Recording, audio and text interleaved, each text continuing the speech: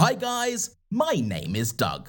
I want to tell you a story about my toxic brother Evans. Why am I calling him that? Because he's just the nastiest brother ever. I agree, a lot of people might be in solidarity with me. And I just have a question for guys like that. How do you put up with it all? Or how did you solve the problem? Well, to make it clearer to you what I have, I'll tell you everything. In the meantime, watch, listen, and enjoy, and don't forget to support me with likes. Okay, let's go. My brother and I have always had a complicated relationship. He and I aren't related. We have the same mum and different dads. I was 5 when our folks got married, and he was 8. And although we grew up together, we never managed to find a common language. I remember as a child he stole some cake from the table, which my mother told him not to touch, and then he planted the crumbs on my bed and made a surprised face. Of course, it hit me. I could not prove my innocence. That wasn't the only case. There were many of them. Everyone said that when we were older, we would get closer, get used to each other, and sort of becoming related at last. But you know, it didn't work out that way. We didn't just get farther apart, we grew up with us, and we treated each other like crap. Since my brother was older, he'd come up with bigger setups than mine, and it always pissed me off. When Evans had a hangout at school, he wanted to take Mum's car, but he knew full well she wouldn't let him. Mum never let me drive when we had parties. You could see why, and Evans really wanted to show off for his friends, so he came up with a plan. I wasn't home that day. I spent most of the day at Mark's classmate's house, and we were doing a biology project together, a heart model. We had planned to do it all night, so that's what Evans did. He came over to my place, borrowed my phone for a couple of hours under the excuse that his was broken. I didn't want to give it to him, but he said otherwise he would tell my mum that I was the one who brought home the puppy that pooped all over her shoes. Yes, just a week before that I had brought a puppy into the house. We knew Mum would mind, but I had an animal, and Evans abruptly jumped to attention and said it was his girlfriend's dog like she asked me to watch while she was out of town. After a while, my parents will get used to the dog, and I'll say she left the dog for me because we broke up, my brother suggested. I rejoiced. Just because my mother thought the dog was a stranger, she didn't kill me and her when she ruined her shoes. But for this kind of gesture on my brother's part, I had to pay. Come on, I gotta go, give me your phone. Just for a couple of hours. Just for a couple of hours, that's it, I'm off. Bye. My brother went somewhere. I continued with the project, and a few hours later, I called my number, but it's disconnected. I called Evans, and he doesn't pick up. The next day when I got home, my mother greeted me screaming, "How could you take the car and turn off your phone?" What? What do you mean take the car? You're bad at parking. What am I supposed to do? Run and change the bumper for the second time in a month? What? What's going on? Don't act like you don't know. You're grounded. You're grounded for 2 weeks. Evans ran out. I could see he'd been up all night. Turns out he borrowed the car from my mum for me. He drove himself to a party where he broke my mum's bumper. And he told his parents that I supposedly asked for the car and he went to leave it with me. Can you imagine? I was so mad at him. You got me grounded. Think of the dog. I don't care. I'll tell the whole truth right now. You wouldn't dare. Yes, I dare. I'm sick of being set up by you. Stop. He yelled at me to stop, ran towards me, tripped over the corner of the couch, fell and rolled over with a bang. I laughed like I should drink less and sleep more, not hang out until morning.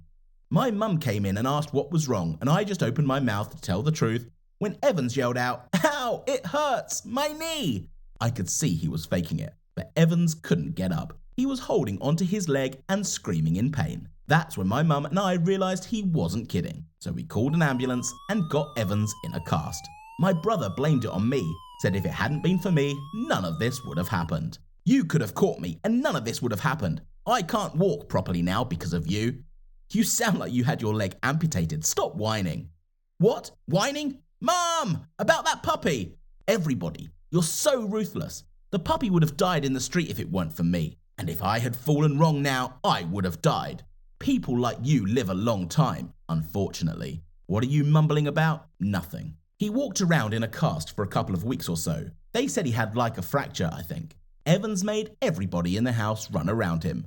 And most of all, he made fun of me. Hey, Doug, I'm going to go lay down on the couch. Fix the pillows over there. get a blanket, turn on the TV.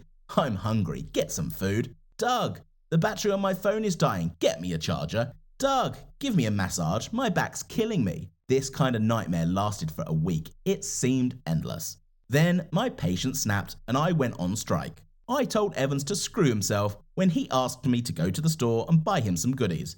Evans got up from the couch and started yelling that his leg hurt again.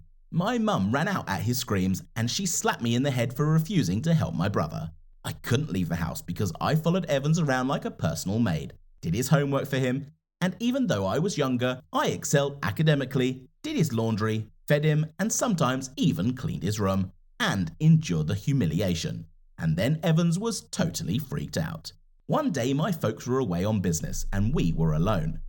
He made me scrub the floors in his room again, remarking that I had broken his leg. I told him that his leg wasn't broken, it was injured, and that it wasn't because of me, but because of his stupidity. Evans freaked out. He hated being called stupid.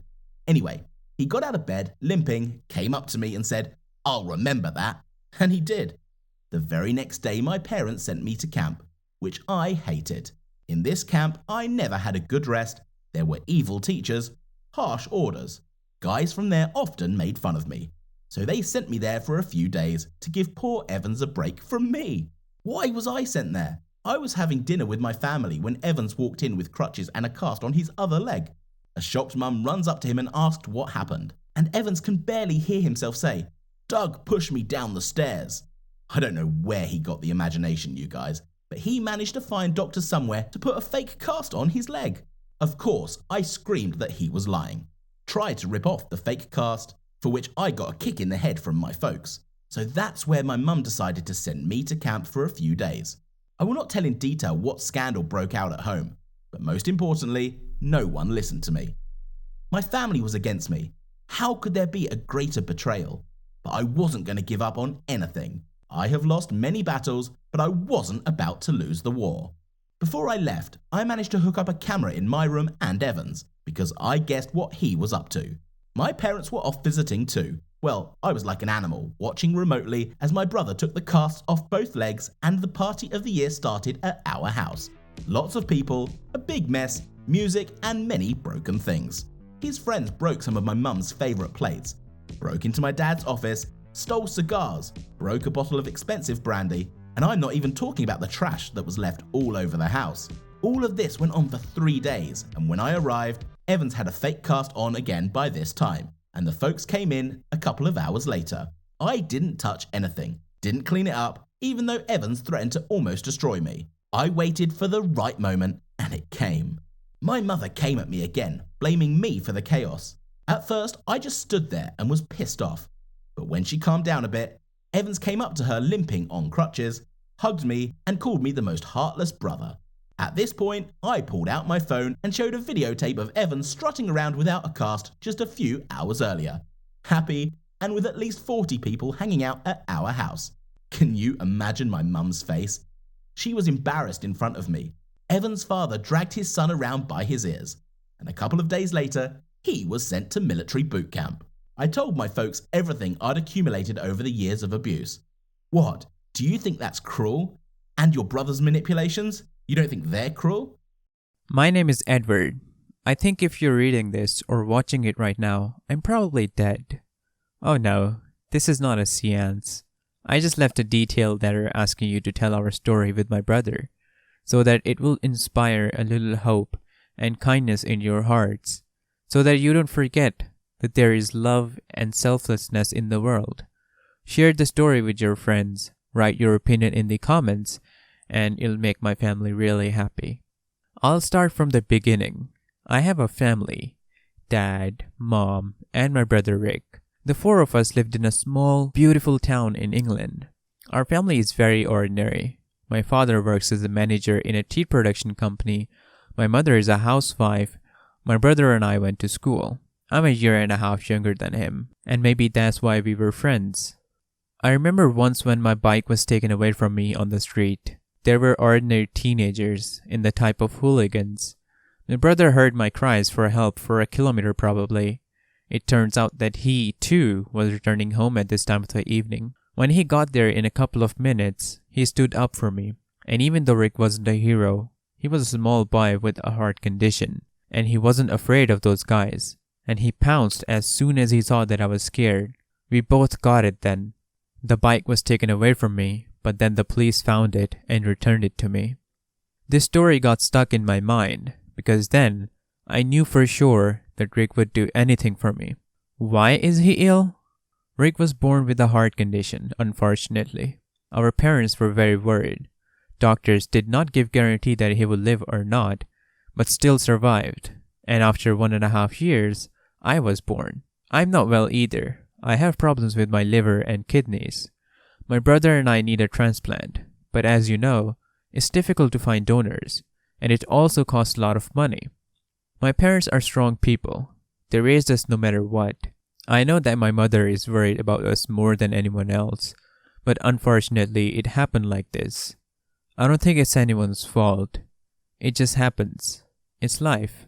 We tried to be like everyone else. We went to school, hung out with friends, read books, went on weekends, celebrated Christmas and birthdays, but nevertheless, we carried piles of pills in special bags. This has already become a way of life for us. We did not particularly spread out diseases, so as not to cause pity, we tried our best to keep the bar, as they say. And we seemed to be doing pretty well. We had friends, and Ricky even seemed to have a romantic relationship. That year, a cool winter came, and we decided to go to the mountains with friends. The guys just loved skiing and snowboarding, but we just wanted to get some air. I didn't see the argument between Ricky and another guy. I was out of the house at that time. When I came back, I saw Ricky going for a snowboard ride. I tried to talk him out of it. I knew it was a bad idea. The guys didn't know about the disease, but I did. But Ricky was angry. It was a stupid argument and nothing more, but he wasn't listening to me. Rick climbed up on the board and chose a descent that wasn't for beginners. In general, everything turned out badly, of course. He fell, lost his balance, and rolled down. And so that he did not crash into a tree, I ran to him to catch or at least change the path. It was a bad idea. He crashed into me, and we both got hurt, and then went to hospital. It turns out that Ricky hit his chest on my legs, which caused heart complications. My parents didn't tell me the rest, but I went through my brother's card while he was sleeping. Ricky was dying, just like me. We both knew that without the transplant, we were not residents. But now my brother has less time to hope. Our parents were looking for a donor, but there was no options. First, I helped with the search. Then one night, I went to his room. I couldn't sleep, and I saw that he was not breathing. His heart had stopped. I called for help. I screamed. I cried. The doctors kicked me out of the room and told me to call my parents, but there was very little time, and there was no donor. I thought it was time to implement my plan. I wrote my parents a message to come, ran to the ward, took the necessary documents, and went to the doctor. Naturally, he said that he wanted to see my parents so that I could become a donor for my brother. So he decided to take fate into his own hands. There is no heroism or desire to be perpetuated by a good deed. And I repeat, my brother would have done the same for me. I have less chance of survival than he does. As you may have guessed, I signed the documents when I read the card to become my brother's donor. I have bad kidneys and liver, but a healthy heart. When I saw that he wasn't breathing, I knew I couldn't live without him, knowing that I had a chance to save Rick, knowing full well that my parents would not allow me to take this step. I took some pills to help me become a donor. I'll go to sleep and not wake up. It won't hurt, I'm sure. Just now I had time to write all this. Well, Rick will probably tell you what happened next. When I came to my senses, the first thing that I saw was my parents. They were happy and sad at the same time. I immediately felt that something was wrong and asked about my brother. "Where's Ed?" On such a simple question, my mother burst into tears. My father bit his lip, and I suddenly felt some warmth in my chest area. I understood everything without words, and it caused me so much pain. Even though his heart was beating inside of mine, I was still alive. It's hard to describe how I felt at that moment. I was angry at him and myself. I was angry at the circumstances, at life and the doctors. But what happened is happened. One thing I knew for sure was that my brother did it because he believed I wouldn't just waste my life. Since he gave me a second chance, I must live and be happy. This is what I promised myself and my parents. Well, after I was discharged from the hospital, the doctor handed me an envelope right on the day of discharge.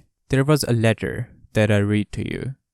My brother and I once made a vow to each other that if we managed to survive by whitewashing our illnesses, we would definitely teach other children to look at themselves differently, teach them to love life the way we do. I kept my promise.